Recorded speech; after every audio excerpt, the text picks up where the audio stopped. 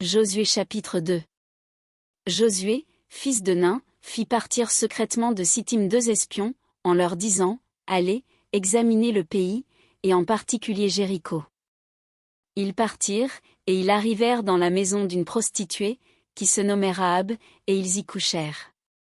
On dit au roi de Jéricho, Voici, des hommes d'entre les enfants d'Israël sont arrivés ici, cette nuit, pour explorer le pays. Le roi de Jéricho envoya dire à Rahab, Fais sortir les hommes qui sont venus chez toi, qui sont entrés dans ta maison, car c'est pour explorer tout le pays qu'ils sont venus.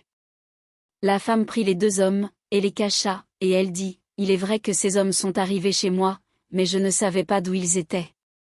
Et, comme la porte a dû se fermer de nuit, ces hommes sont sortis, j'ignore où ils sont allés, hâtez-vous de les poursuivre et vous les atteindrez. Elle les avait fait monter sur le toit, et les avait cachés sous des tiges de lin, qu'elle avait arrangées sur le toit. Ces gens les poursuivirent par le chemin qui mène au gué du Jourdain, et l'on ferma la porte après qu'ils furent sortis. Avant que les espions se couchassent, Rahab monta vers eux sur le toit. Et leur dit, L'Éternel, je le sais, vous a donné ce pays, la terreur que vous inspirez nous a saisis, et tous les habitants du pays tremblent devant vous.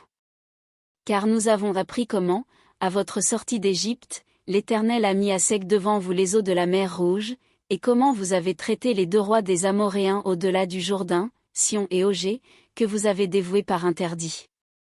Nous l'avons appris, et nous avons perdu courage, et tous nos esprits sont abattus à votre aspect, car c'est l'Éternel, votre Dieu, qui est Dieu en haut dans les cieux et en bas sur la terre.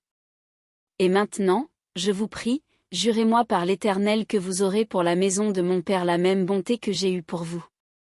Donnez-moi l'assurance que vous laisserez vivre mon père, ma mère, mes frères, mes sœurs, et tous ceux qui leur appartiennent, et que vous nous sauverez de la mort. Ces hommes lui répondirent, Nous sommes prêts à mourir pour vous, si vous ne divulguez pas ce qui nous concerne, et quand l'Éternel nous donnera le pays, nous agirons envers toi avec bonté et fidélité. Elle les fit descendre avec une corde par la fenêtre, car la maison qu'elle habitait était sur la muraille de la ville. Elle leur dit, Allez du côté de la montagne, de peur que ceux qui vous poursuivent ne vous rencontrent, cachez-vous là pendant 3 jours, jusqu'à ce qu'ils soient de retour, après cela, vous suivrez votre chemin. Ces hommes lui dirent, Voici de quelle manière nous serons quittes du serment que tu nous as fait faire.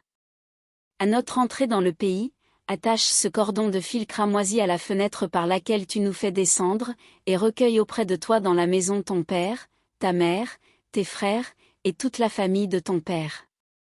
Si quelqu'un d'eux sort de la porte de ta maison pour aller dehors, son sang retombera sur sa tête, et nous en serons innocents, mais si on met la main sur l'un quelconque de ceux qui seront avec toi dans la maison, son sang retombera sur notre tête.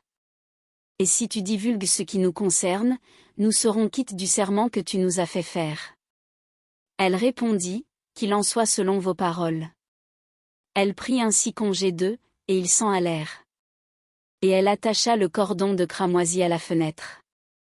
Ils partirent, et arrivèrent à la montagne, où ils restèrent 3 jours, jusqu'à ce que ceux qui les poursuivaient fussent de retour. Ceux qui les poursuivaient les cherchèrent par tout le chemin, mais ils ne les trouvèrent pas. Les 2 hommes s'en retournèrent, descendirent de la montagne, et passèrent le Jourdain.